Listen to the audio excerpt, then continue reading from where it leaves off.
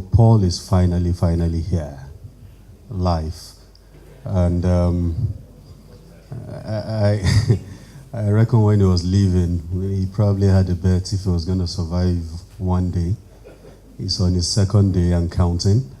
And I think from what he says to me, he actually doesn't want to go back. So Paul, welcome you again to Nigeria.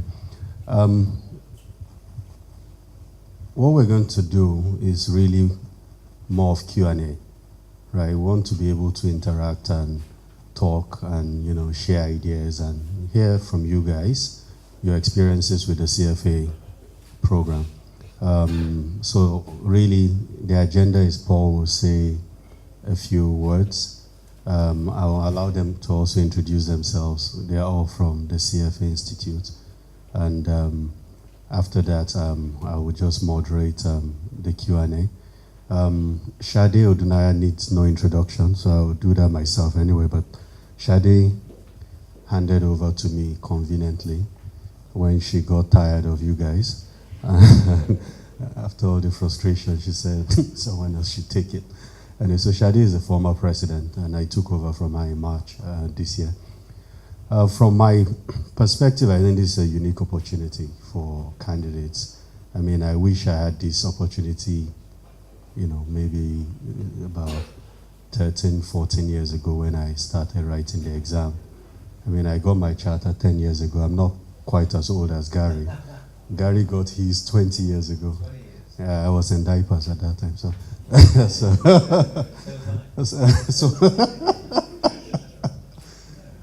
So I think it's a unique opportunity to actually hear from them, and hopefully this shapes your CFA journey. One commitment I've made as president of the society is really to get candidates more involved in what we do. Because, it would be extremely sad for me if you guys become charter holders and then you start registering with CFA society somewhere else. So we really would like to catch you guys now as candidates, get you involved so that you're involved with the society. And there are so many ideas we have as a board in terms of, getting you guys involved or making your lives more comfortable. The exam is hard enough, so we don't want to add more complications to it. So hopefully some of these things with time we'll be announcing them, and I think you guys would be proud that you have a society in Nigeria that is looking after your interests. In addition to the Q&A, at the end of this meeting, we actually do have a raffle that's going to happen. So the first 30 people that got in, so we're raffling 15 seats at the dinner tonight. The odds are high, right? And that's the way life should be, 50% odd, more or less, that you'll be chosen. So that's it for me. I'm going to hand over to Paul to introduce himself. And then I guess Gary and Darren will do the same. Thank you. My name is Paul Smith. I'm the president and CEO of CFA Institute. I live in Hong Kong and have done for the last 21 years, although the Institute is actually based in Virginia in the US. I actually live in Hong Kong and divide my time all over the world, in fact, but about 40% of my time in America and the rest traveling around the world. Yeah, hello everyone. Gary Baker. I'm Managing Director for the Europe, Middle East and Africa region of the Institute. We divide the world up into 3 regions. I've got by far the most interesting and exciting region, and hopefully that will come through in the questions. I really do think there's a very interesting story in Nigeria, which is exactly why we're here. And I'm Darren Goodweiler. I'm the Managing Director, and I'm the Chief Risk, Ethics, and Compliance Officer for CFA Institute. I'm based out of Charlottesville, Virginia. Darren is here to make sure I don't say anything stupid, basically. Okay, well, thank you, firstly, for having us. It's a huge thrill. It's my first time in West Africa, first time in Nigeria, obviously, and first time in West Africa.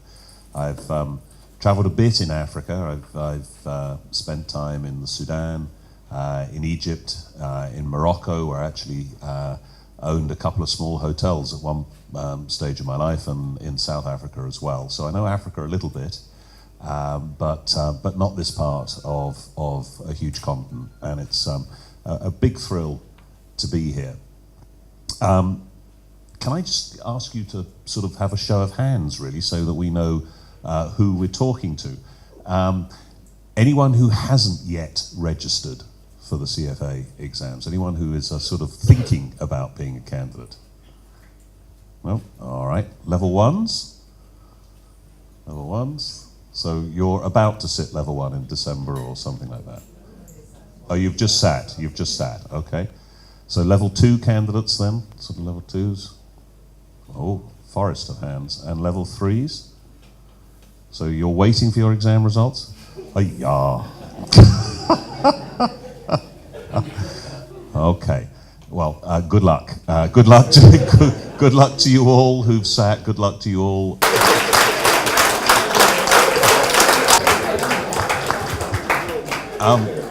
The reason I'm laughing is that I didn't announce that last night in Abuja. Gary did, and he got a huge round of applause. And so I said to him, today, there is no way I am going to let you announce that.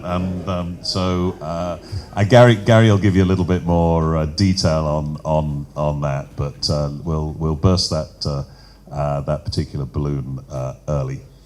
The key things really are that what I like to say is that getting your charter, and particularly this is relevant for those of you who've just sat level 3 and waiting for your exams, getting your charter, unfortunately, is the start of the journey, is not the end. And that doesn't mean that you've got to take any more exams. So don't worry about that. The examination, the trial by examination is over. But what getting the charter should mean to you is that you are becoming a professional, that you're entering a profession. And everybody in this room should think carefully about what that actually means. And the easiest way of the easiest reference for that is always to think about doctors, really, who are people who we would all acknowledge as being professionals. And if you think about what marks a doctor out, what really marks a profession out, are two things, really. One is that when you sit in front of your doctor, she or he, when you sit in front of them, you believe that they are advising you with your best interests at heart. And I think that's a very important point, that a professional serves their clients first and themselves second. And the second thing about a profession is that you don't declare that you are a profession. Society declares that you are a profession. And the way society does that typically is through licensing. It builds a fence around you and says no one else can call themselves an investment manager or a doctor or a lawyer or accountant unless they've passed the right type of examination, have the right type of skills. And obviously in the finance world and in the investment management world, we're only partway through that journey. When you think about, not ourselves here in this room, but when you think about the broader financial services industry, it's one that really struggles to gain the trust of the general public, because a lot of people feel that financial professionals are really in it for themselves rather than to serve their clients.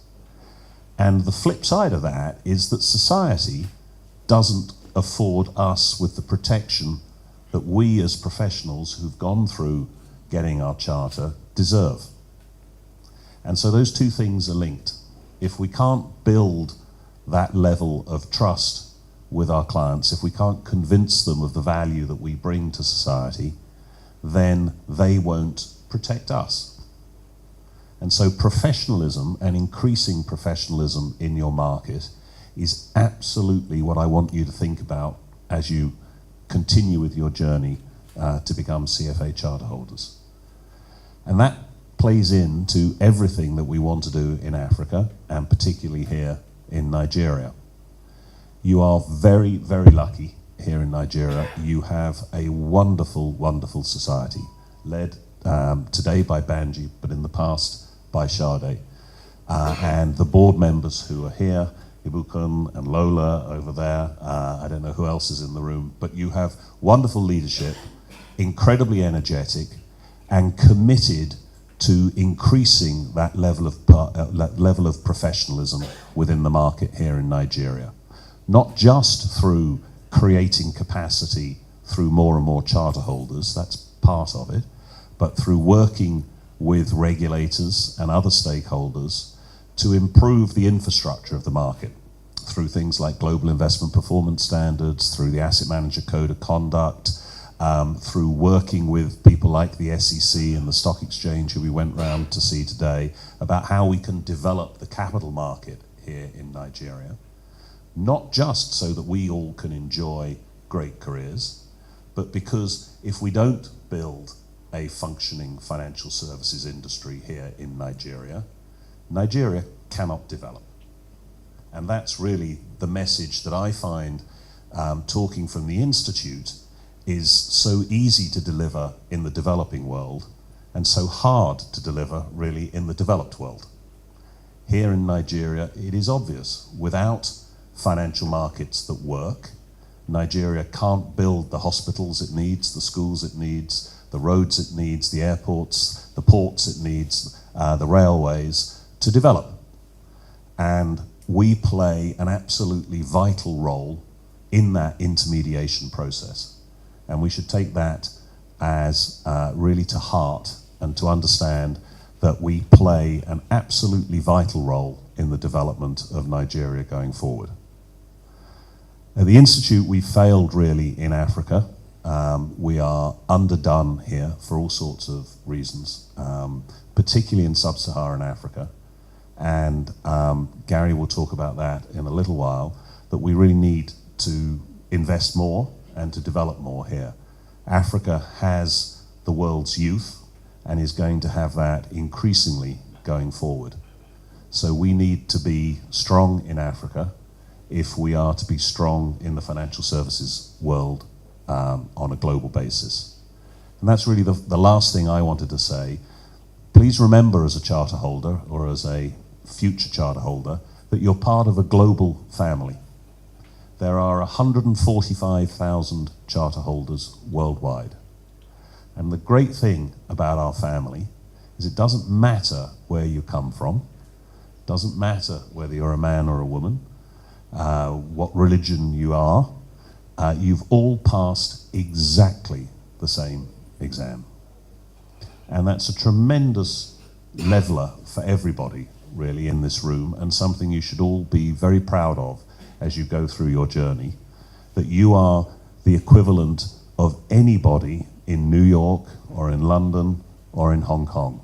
You've got exactly the same professional qualification that they have, which should make you A, very proud, but B, think about how you can leverage that community.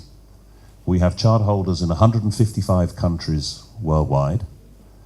We have societies like CFA Society in Nigeria in 80 countries worldwide, and you're now part of that community. So use it, connect with it, find out how that can extend your professional knowledge and your professional network, because it's a really powerful, powerful engine that will see you through your career. But above all else, my message tonight is please remember that you're entering a profession. EMEA is an interesting region, as I said at the outset. You know, CFA grew up, the origin of it is very much an Americas-based organization. Going back 70 years when CFA first was established, it was really a collection of societies within the US. Now, there was quite a major decision taken probably 25 years ago to become much more global in reach and ambition. And certainly true to the word, the expansion globally outside of the US has been phenomenal since that point. EMEA is interesting though, because obviously a lot of the headlines that we've seen over the past 5, 6, 7 years is about the growth in Asia. It's about China, it's about India. And we've certainly seen massive increase in candidate numbers in those countries, and we're very keen, you know, to develop that and help in the development in those areas. Obviously, the traditional base is still Americas. That's where we have a large part of our membership still. Fewer candidates in terms of proportion, but that's where the membership is. And then EMEA fits in between. But what I'm very keen to stress to people is don't call it EMEA. Call it Europe, Middle East, and Africa. Now, when you actually say the whole phrase, you get a real sense as to what the range and the spread and the challenge of the region and what the opportunity is. And our challenges within that region are very, very different as you go from west to east, north to south. So Brexit negotiations, which have taken a lot of headlines, started this week. We have a very big society in the UK. We have also an office in Brussels, and we have societies throughout developed Europe. Now, all of those societies have a role to play in trying to help our members through what is going to happen with Brexit over the next 2 years. But, Brexit is fairly peripheral as you move further away from Europe. Once I get to the Middle East, we're seriously looking at establishing an office in the Middle East at the moment. We've got 8 societies in the Middle East. Again, very strong base, potential. But then if I take one step further and we look at Africa, as Paul said, we haven't had a proper strategy for Africa. We've had traditionally a very strong society in South Africa. That's always been, it's our 4th largest society in the whole of the region is based in South Africa in terms of membership. But then we've got a society in the east based in Kenya, covers a few other countries, Uganda, Rwanda. And then obviously the Nigerian society has been one of the more recent ones. Above Sahara we have Egypt society, which sometimes is grouped in with the Middle East as well. But the potential, and I think that's only been reinforced over the past 2 days, it's just huge. It is really huge. Now, a lot of companies, institutions, I'm sure, come to Africa, and that's the message that they always are given. The potential's huge. Come and invest, come and help. But I think we want to move beyond just those words and actually get into action. And that does start, obviously, with helping people take the exam. We feel we have a very strong message and a strong suite of products to enable you to be the people that you can be.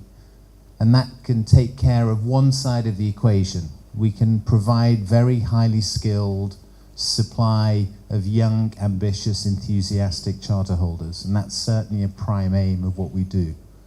But at the same time, we've got a commitment as well to you that we also start impacting the other side of the equation, which is the demand side.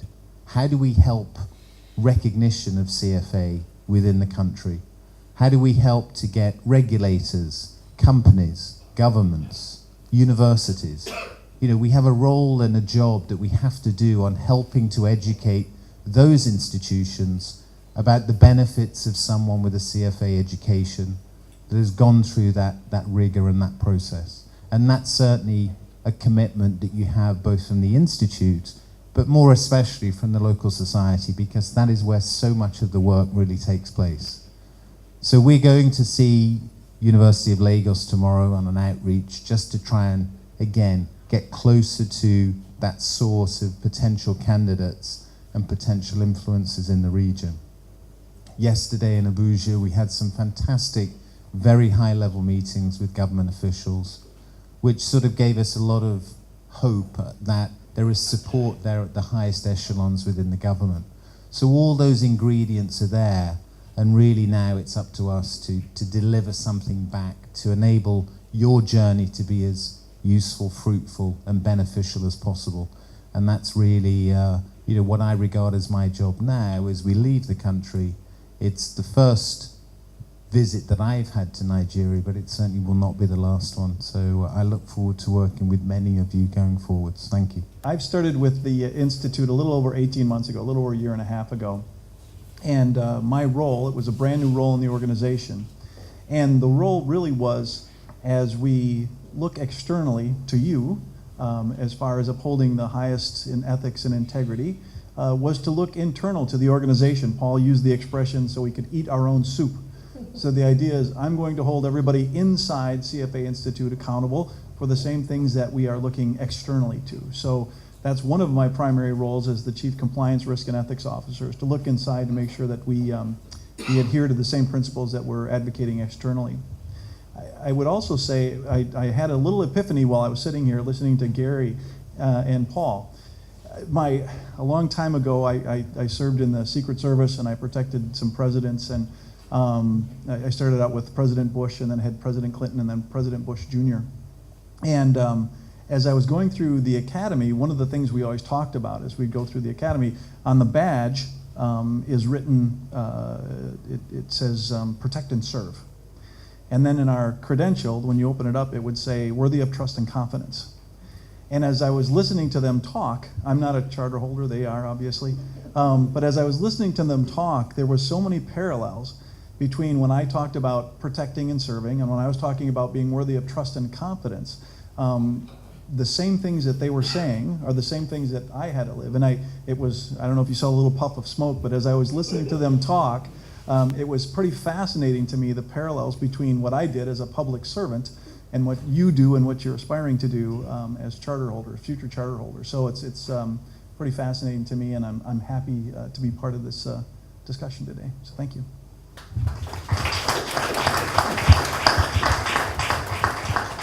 Unfortunately, we get to do it without guns.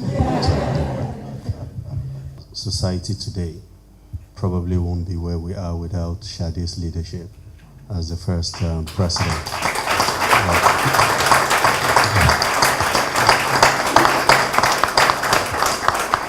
She's getting tired of me, but it's okay.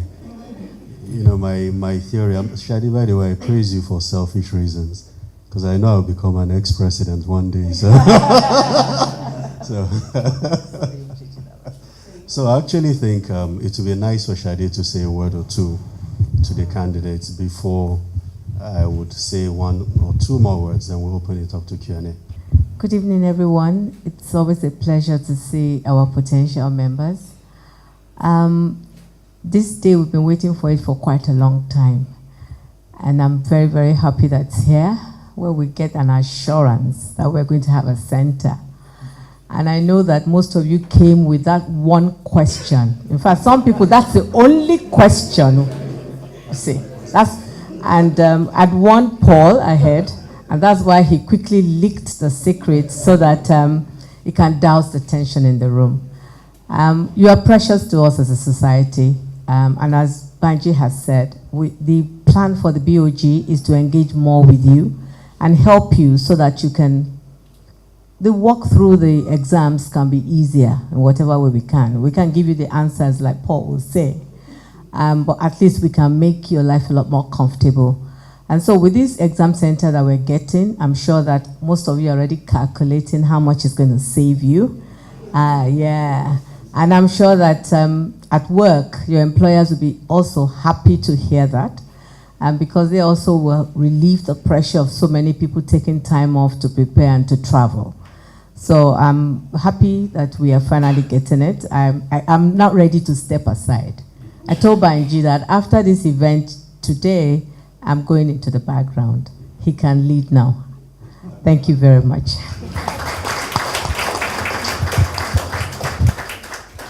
Well, I think I'm one of the luckiest presidents because I also have a very able VP. And when Shade was saying I'll step aside, my VP was saying, no way, no way. Thanks, Ibuku, that was awesome. So I actually would like to share just very quickly some thoughts. Again, no promises at this stage. We're extremely proud and happy that we have the commitment from Paul and the Institute about the center in Nigeria. I know some of you would ask, when? Because that's the next question. I will let Paul deal with that when we get to Q&A, but I'm sure left to you, you want it now, But we'll talk about that, that's fine. But I can assure you that, I'm very confident it's going to happen. If I had any doubts, if I thought Paul was playing me, right, he actually did say the same words in front of the acting president of the country. So that's the kind of commitment we have from him. And after that meeting with the president, I said to him that, dude, there's no going back. There's no going back now. So I think we have that commitment. From the candidate side, I think there are lots of ideas we're playing with right now. I mean, we think we need to make your lives easier. One of the ideas we're thinking of is ultimately set up an office for the society, which I think would be a befitting office. As part of that office, to set up like a library for candidates so that you can study. I've been getting lots of ideas from people. In fact, just before this meeting, someone sent me a message saying, you know, when you set up the library, you should have a quiet room, you should have a place where people can discuss and all sorts of stuff. So we want to, want to fill it up with books and all that. So, I mean, that's one idea that we have. The other part, obviously, is to also try to formalize your, the candidate membership category of our society. We currently, if you pass level 1, I believe, Shadi, you can join as a member. But we'll try and see, what we need to do to broaden that and get you guys more involved. We are toying with the idea of, mentorship for people in the industry, at least attach as many people that want to join that program to senior people in the industry to mentor you through your careers. Obviously, again, job board for people who are looking for jobs. We currently do that with members, but we'd like to expand that to candidates as well. So I think there's so many ideas, and I don't think the people sitting here or the board members have all the ideas. So, I'm not sure we're the smartest people. We just happen to be on the board by, I don't know. Were we rigged, Paul? Paul says we're rigged. Okay. So we just happen to be on the board, but the only way we can make impact is if we hear from you. And that's why I've started sending mails to you. And please, feel free, any point in time you have an idea, send me an email. And as much as possible, I reply almost all the mails I get from the president's inbox. And I will commit that I will continue to do that as much as I can, even though, it's tough, but it may not be detailed, but at least I'll acknowledge that you sent me an email. So with that said, we're hoping to get ideas, like I said, but I won't take, all the time. I know some of you are like, the meeting is over, they're giving us a center, so what are you talking about? What are you talking about? I'll open it up to Q&A, and so there's a lot more. Okay, one more comment from Paul, then we'll go to Q&A. Because I'm sure people want details. Before I came down, obviously we'd already decided that we needed to put a test centre in Nigeria. So that decision was actually taken a couple of months ago. The reason why Darren is here, that long title that Benji talked about, part of it is risk. The reason Darren has come down is to help find the venues. There have been 3 things that have been holding us back in Nigeria. The first is that there are a lot of you. And so we couldn't find in Lagos one venue, because when you're starting something new in a country, we didn't want to go to sort of 3 or 4 venues in Lagos. We wanted just one venue that we could house everybody in. And when we last looked back in 2014, couldn't find that. So that was one issue. The second issue was really around customs and the security of the exam coming through customs and going back out through customs. And the third issue is what we call question harvesting. People who have no intention of ever becoming CFAs, but who sit the exam, memorize the questions, usually in teams, and then publish those questions on the internet, which can obviously mess up that year's examination process, but can also mean that we can't use those questions for future exams as well. So those were the 3 areas. I am and was a few months ago very, very sure that we could solve all of those problems, and that's why we took the decision then. The thing you should know is that I've been in this role 2.5 years, and Sade has not let 1 minute go past when she hasn't reminded me that we need an exam centre here in Nigeria. And I think the first thing I should say is that I apologise that it's taken us so long. It really should have been done sooner. The programme now, though, is that I can guarantee a level 1 centre for December 2018, okay? So, no, that's not great, that's still 18 months away. That's still 18 months away, okay? So that doesn't deserve a round of applause, as much as I would like another one. That's the only guarantee I can give you. What I will try to do following this visit is to try and get our thinking a little bit more aggressive than that and look towards June of 2018 as a centre for levels 1, 2 and 3. So we will certainly work on that as an option. The only guarantee I can give you is level 1 in December 2018 with a promise to build as soon as I can all of the other testing that we need. I also think for that December 2018 exam that we can also have a centre in Abuja as well, which I think might help people from the north of the country. So that would be my sort of minimum commitment, that we would go for a December 2018 exam for level 1 here in Lagos and in Abuja. Why does it take so long?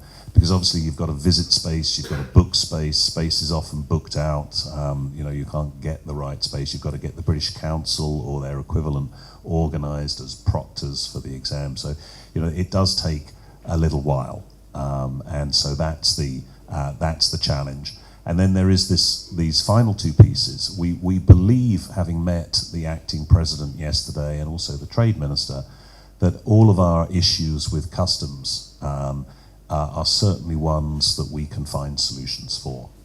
They have been incredibly accommodating and understanding. The final issues are around this exam harvesting challenge, and that's something that Darren will work with our team in Charlottesville to make sure that we find some solutions for. So that's the situation.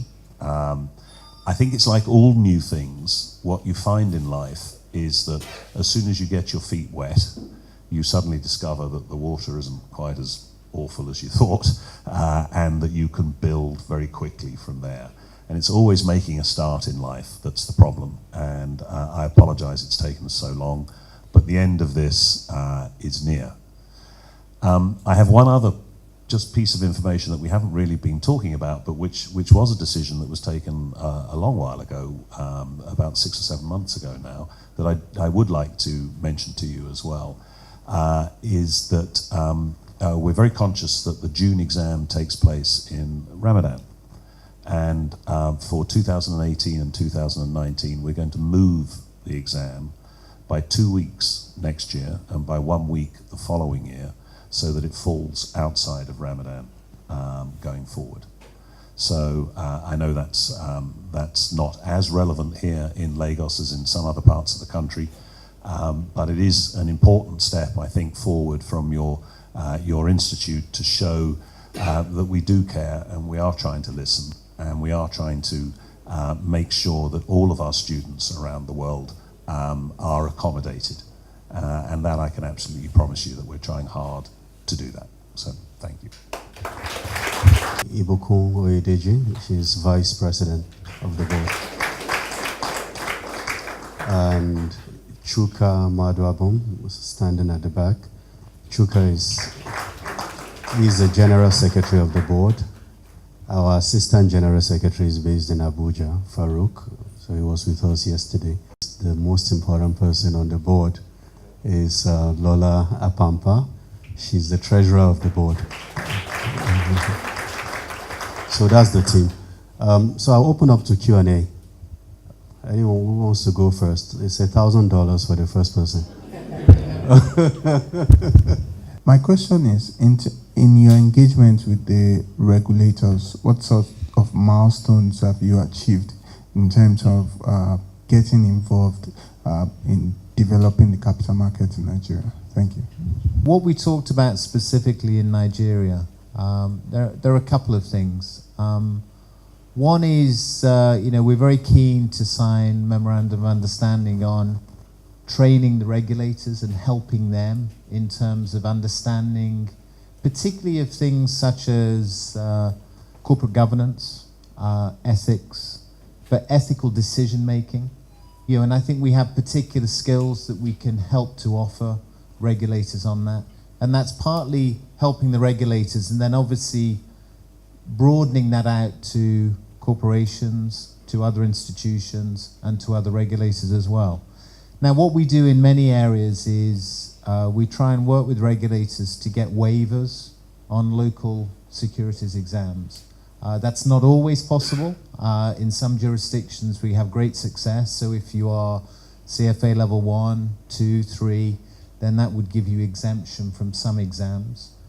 So we're always keen to try and work with regulators to achieve that recognition. And it gets back to my point I was making earlier about trying to raise that level of recognition and making them feel comfortable that, if they see a CFA candidate and charter holder, then you have got someone who's got that commitment to exactly those skills that you're really looking for as a regulator. So it's an ongoing dialogue. I wouldn't say we ever feel that we've done all our work with regulators. That is continuing. And certainly in the case of Nigeria, I think we have a lot of opportunity to continue that work. And that's going to be primarily with the local society, the advocacy board. But I think certainly some of the meetings we had yesterday was fantastic connections and links to follow up in terms of many, many areas where I think we can make some real progress. We were at the SEC yesterday, and it's amazing how even the regulators are so keen to engage with us. And we spoke for almost an hour, and at some point the DG of the SEC said he was virtually saying we're not going to leave the room unless we have some key action points that we're going to do. So conversations centered around GIBS as an example, asset manager code. How do we push this in the industry for people to adopt it? Same with PENCOM. They talked about training and how to build skills in the market and all that. So I think sitting in that room, I was very confident that our society has a lot of value to add to our investment industry. And I was forced to make some commitments in terms of deliverables to the SEC, but I learned very well from Paul in the last 24 hours. So Paul makes all the commitments and he says, Gary, go and implement it. So I've passed it on to the committees to implement. It's called delegation. So I think there's a lot. PENCOM, SEC, CBN, and in fact today you actually did sign an MOU with the African Securities Exchanges Association, which is the African Stock Exchanges. That's the group, and part of that MOU would be things around training, capacity development, and everything we can do. So it's very active. Advocacy is something that I will encourage you to join once you conclude your CFA or you become a member of the society. Good evening. My name is Oguntoyin Baduwole. My question is a personal question. I don't know if I'm speaking the mind of the rest of my colleagues in the hall, but I would like to ask a question. I have a problem with the curriculum. Personally, for preparing for my exams, I've not used the curriculum before. I use other materials, which are a lot summarized, highly summarized, and to a very large extent, when you use these materials, you still find out that using those simplified materials, you could comfortably attempt the CFA examination. So the question is, why make the curriculum so voluminous? We have so many. So for me, it's like, I mean, do I need all that information to actually pass the CFA examination? So my own suggestion would be, in designing the curriculum, why not split it into two? This is what you need to pass your exams, and this is what you need for future reference. Do you get me? Because really, I mean, I don't know. I have a lot of colleagues writing these exams. Most of us don't use the curriculum. Most of us don't. So I think maybe you guys can look into it going forward. You know, just have that, okay, this is where you need to pass the exam. Then for future reference, you can also look at this part. Thank you.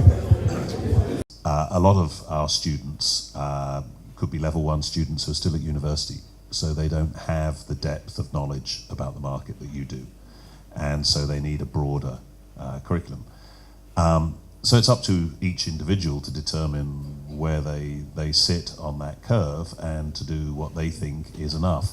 All I can give you are the numbers, really, that the average to pass a level of CFA, what we do is once you've sat the exam, we survey a number of students, and we then go back and we figure out how many hours they tell us that they studied, and we look at a sort of a cut score. You know, are you likely to have passed or are you not likely to have passed? And the average student who passes has studied for 300 hours. Okay, so that is not pulled out of the sky. That's done through research. Remember that at each level, only 40% of our students actually pass. Another piece of information is that if you give CFA students just 5 days off, and this is something you can all do in your businesses, by the way, if your businesses are telling you they're committed to you as an individual, ask them what they're doing for you in terms of your training, because if you give students 5 days off, that pass rate jumps from about 42% to 57%. So the point that you're making is a fair one, is that really the CFA is a test of whether you can get through the curriculum or not. There are shortcuts to that, but it really kind of depends on your background knowledge as to whether those shortcuts are going to be sensible or not. What we're trying to do in the curriculum is to give every student, and remember this is pitched perhaps not at you in its ideal sense, it's pitched at people who have 4 to 5 years experience post-university really. What we're trying to do is to expose those candidates to the broadest possible range of subject matter in the investment industry. So, you know, that's everything from quantitative techniques through behavioral finance to passive investment, fixed income securities, private equity, hedge funds, all of those things. So that's why it's so big. It's 9,000 pages long now, the curriculum, and I totally agree with you, that is enough. I mean, you know, we don't want it to be 10,000 pages. So the challenge each year is, as the world gets more complicated and developed, so, you know, people are saying to us now, you know, you need to put ESG in the curriculum. You need to put artificial intelligence in the curriculum. You need more about big data. You need more on behavioral finance. You need, you know, so there's lots of pressure to put things in the curriculum, and obviously you've got to decide to throw stuff out, and that's the hardest challenge of all. Is how do you right size certain subjects? So, you know, capital asset pricing model, for instance, things that you know used to be relevant when Gary and I were boys, and have since sort of faded away. So it is a big challenge to get it right. So your point is very well made, but I think we're doing an okay job. The thing that I always say about the CFA Institute is that we only face one risk really, and that is the irrelevance of the curriculum. That, you know, you can talk about customs in Nigeria all you like, but at the end of the day, if we lose a box of exams in Nigeria, the sky does not fall in. If students around the world suddenly wake up and say the CFA curriculum actually doesn't help me understand the investment markets, we are dead in the water, basically. So that work of trying to keep the curriculum current is something that everybody in this room needs to participate in through forums like this and through practice analysis, which is a more formal method of going about it, and trying to keep that curriculum to a size that makes sense and cover everything that we need to cover is a tough task, and we're very conscious that we never get that right. That, you know, by definition, it's never going to be right. We're a fast leader rather than a follower. A fast follower rather than a leader, designedly so. So we're always going to be slightly behind the market, and it's a hard job, and we need all of you in this room to keep us up to the mark as far as that's concerned. As far as modularization goes, you actually make an extremely good point that's very much in our minds. You know, in 10 years' time, I don't think the exam is going to be the experience that you're going through today and over the next few years. I think some levels will be computer-based tested. Some of the information will be modular, so that you can build towards this course over perhaps different periods of time. There'll be more windows in which you can operate. There'll be more interaction in terms of the examination process. So it's not so much pen and paper, it's scenario, it's tools testing, skills testing, things of that nature.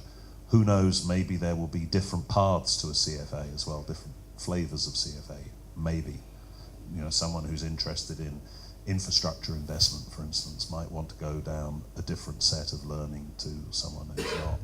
So there are all sorts of possibilities down the line that we are thinking about. And really that's only just as much as saying that the curriculum needs to keep pace with an industry which I think is changing very, very fast at the moment. And trying to stay on message is really, as I say, our single biggest challenge, and we need everybody's help, because remember, Gary and I last read the curriculum 20 years ago. so unless I'm wrong on that. So you are the people who actually know what's in it much more than I do. So we do need your help in keeping us fresh and current.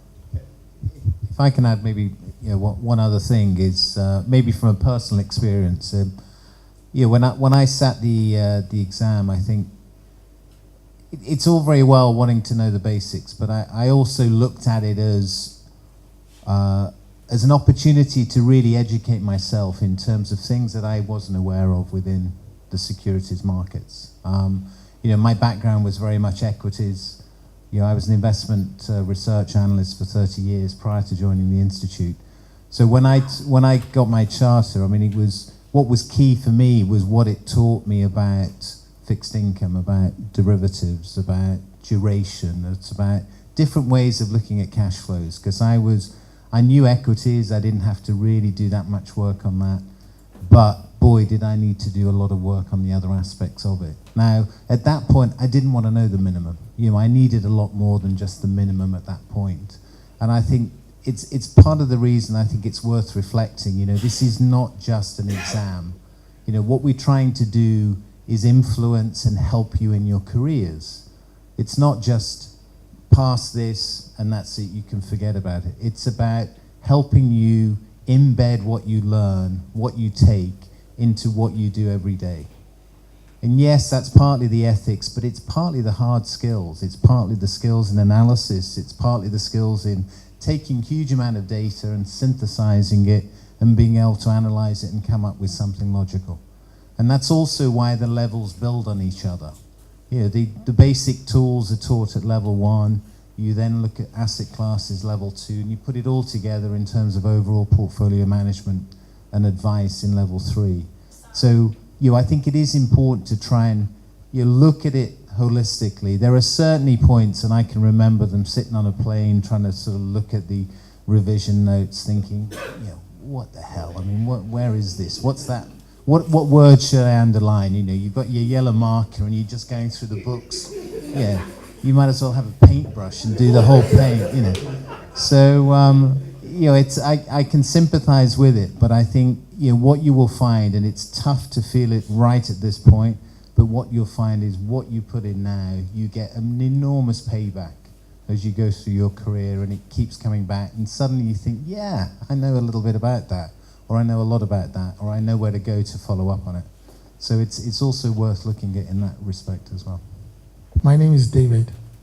I want to talk about the first issue Paul said you have with Nigeria, which is getting a hall or a venue that can accommodate everyone.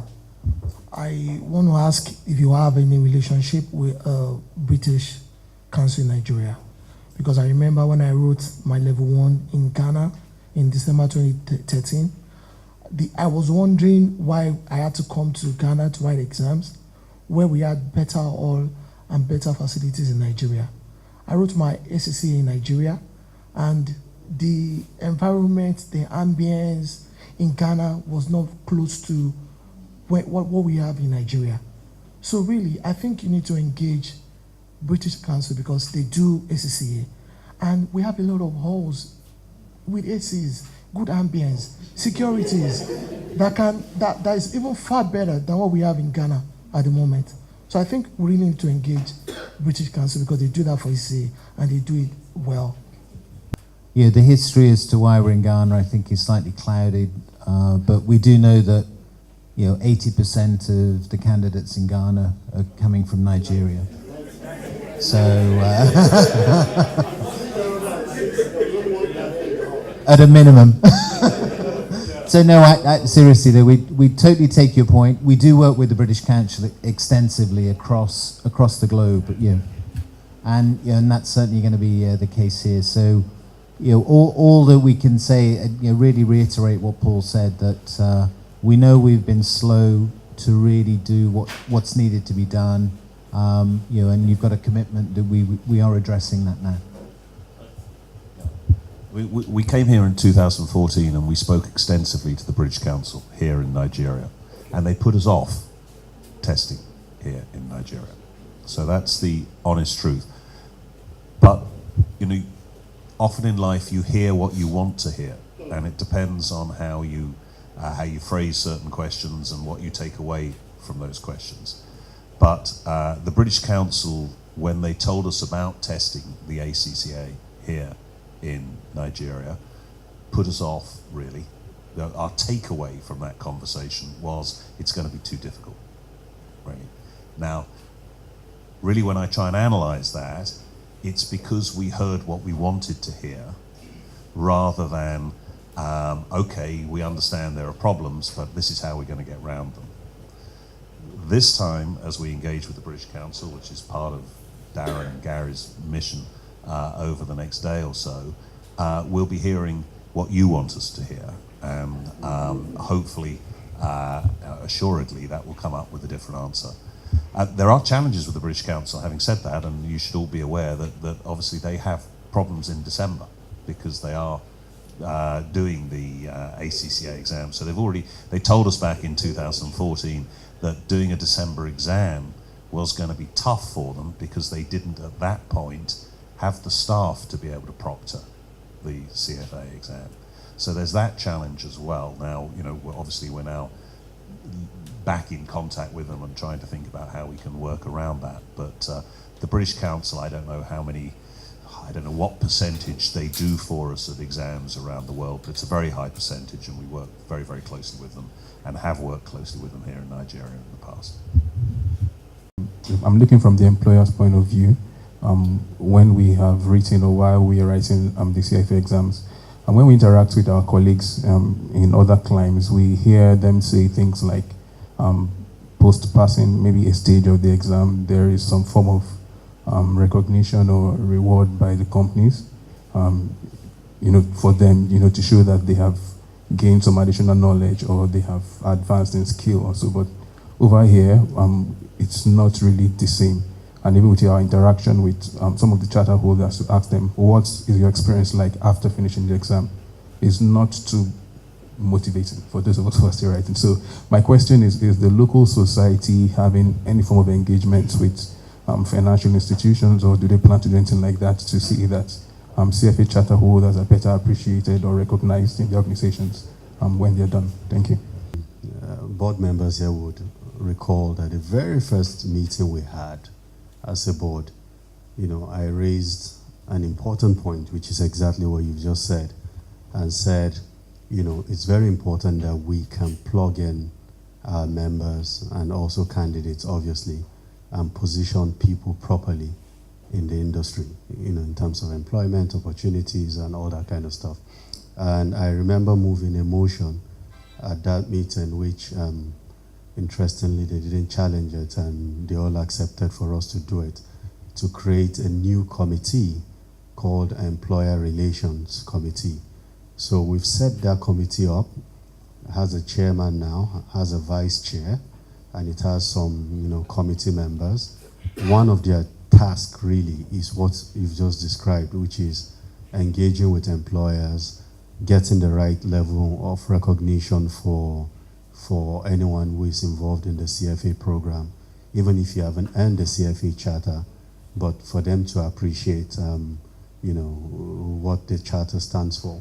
And I think I'm personally passionate about it. I'm supposed to be giving some welcome remark at the dinner tonight, and interestingly, it's also one of the things I'm planning to talk about, to address employers on how I see charter holders and the value that they add to their businesses. So I think you can trust us with that, leave that to us.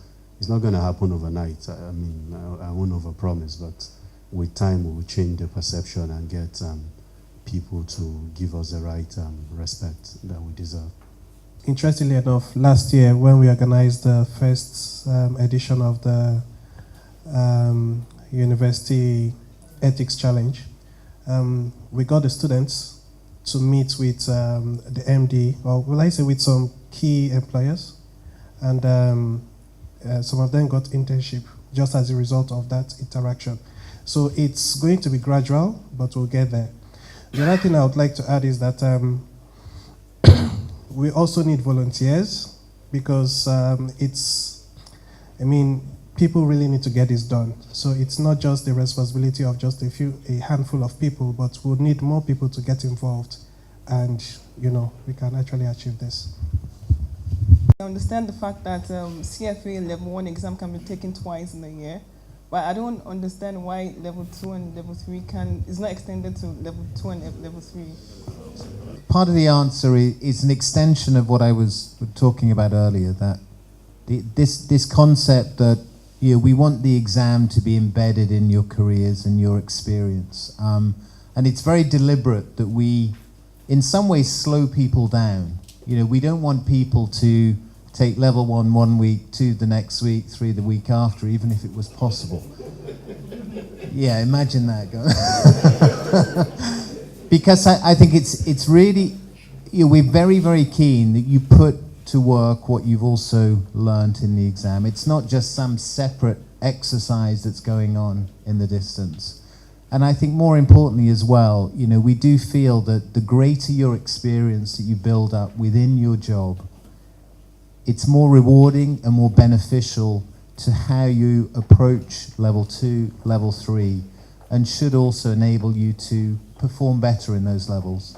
Because there is a degree of experience that's required. When you get to the full portfolio management questions, you need to have some experience as to what that world has looked like, or what some of the challenges that you're facing.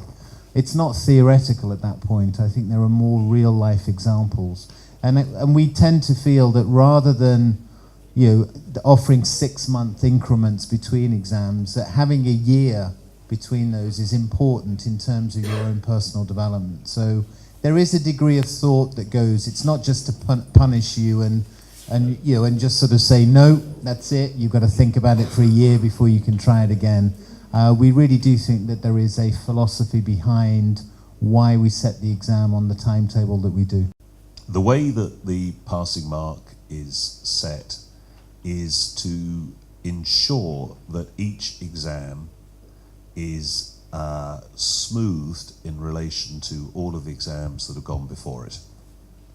So rather than just say, out of 120 marks, 80 marks is the pass, for instance, that would mean that if you got an easy exam, because obviously not all exams are created equal, some exams are necessarily, the exams, the questions change every year.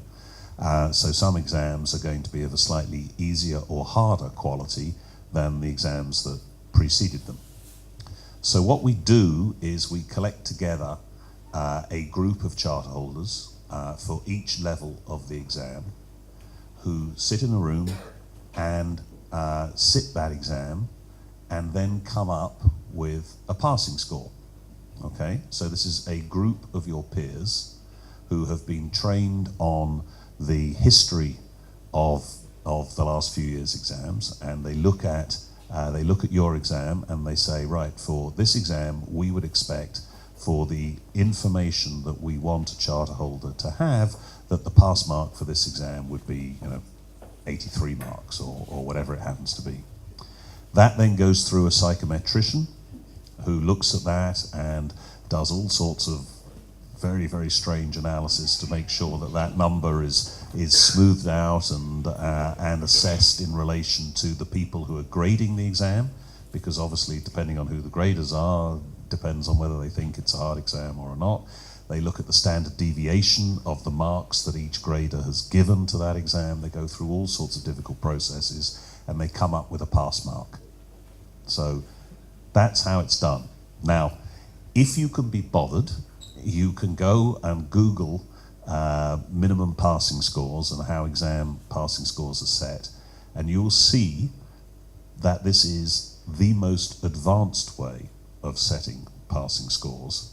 As obscure and as strange as it may be, as it may seem to you, it costs us a huge sum of money. Obviously, it's much easier. It's much easier just to say the passing score is 80 than to get 30-odd chart holders in a room to go through this process. So that's the way it's done, and the end result is that what we hope we're doing is to say to every vintage of charter holder that they have passed an exam that is of equal difficulty as every prior vintage has passed. Okay, so that's the goal here, is that we are desperate not to devalue the currency of the certificate, basically, of the charter at the end of the day. Because as Banji was really alluding to, I haven't met a single charter holder who wants me to make this exam easier. Okay, so there isn't one. They want to maintain the standard and maintain the reputation of the charter. So we go through this process because exams necessarily change in terms of degree of difficulty as you go through life, and you have to try and smooth that process out. So that's the way it's done.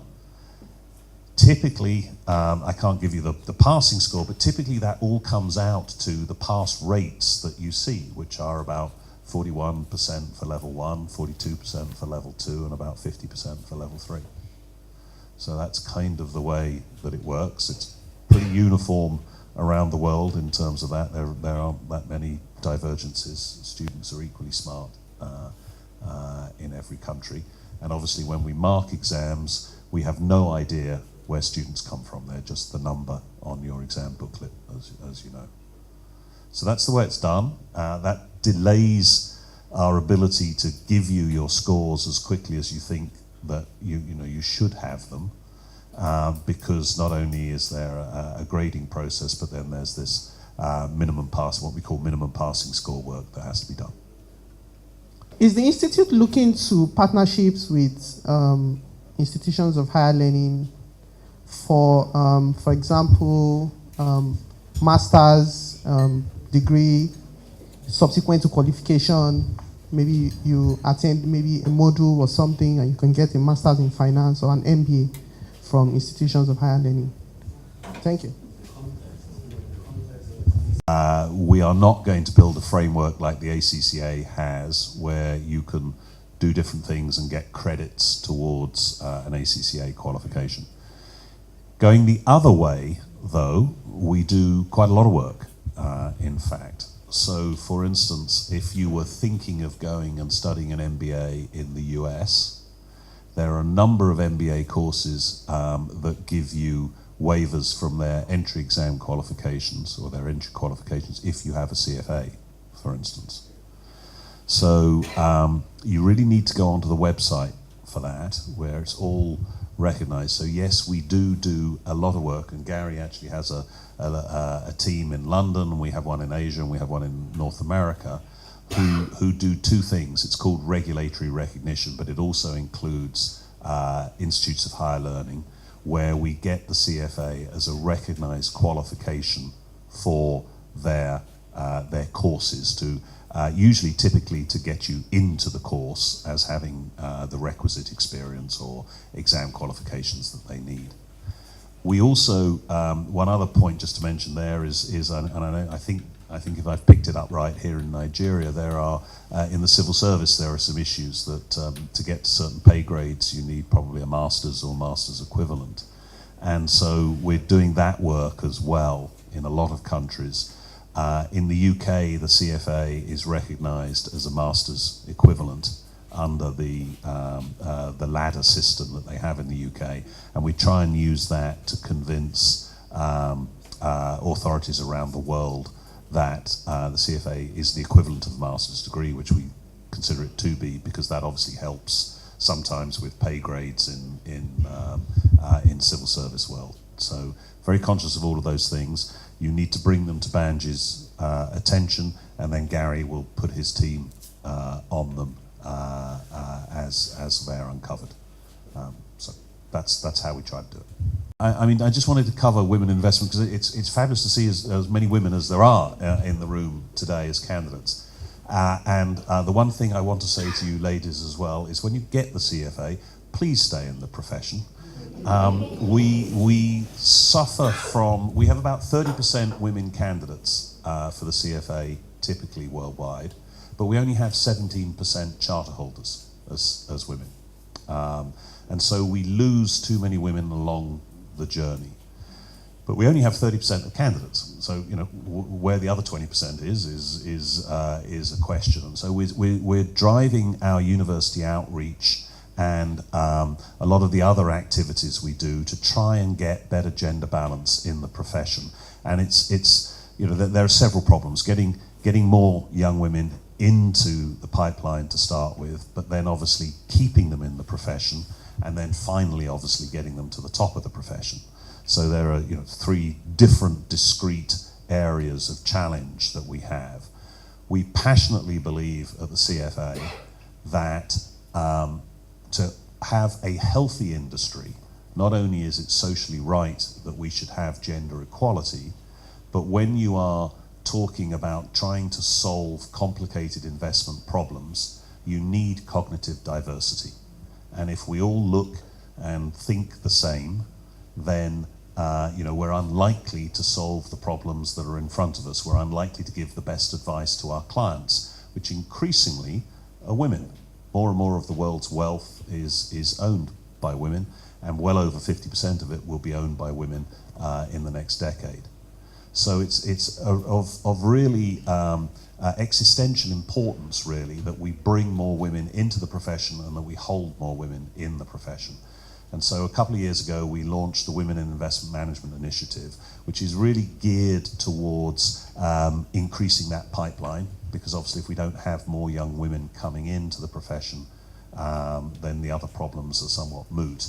So we're really focused on that. We've got university kits, we've got all sorts of things to reach young women at school, to talk to them about the fact that this is a great profession for women to be in, and the CFA is a great qualification for them to have, because as I said earlier, as a woman, it shows that you're as good as any man out there. And so it's very important that we get that message through. And I know Banji and I know Sade are equally passionate about that and are thinking about things that we can do here in Nigeria to get that message over.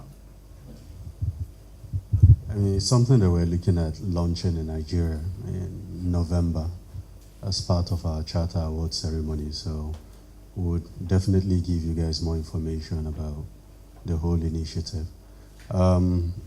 So we've run out of time. This is what I think we would do.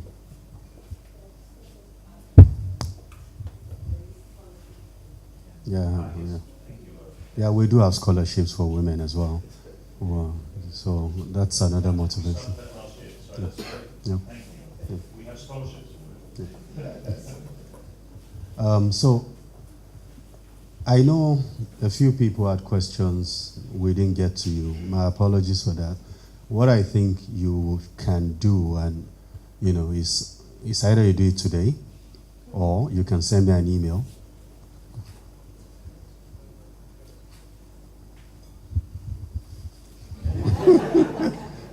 It's not rigged.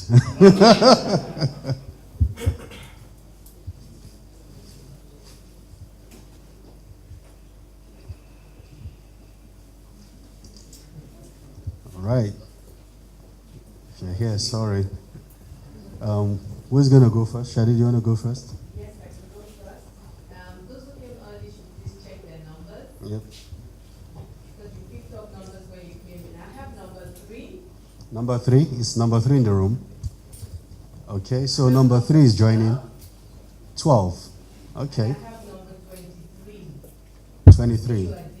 Okay, so coincidental beside themselves. That's good. Darren? I have number 11.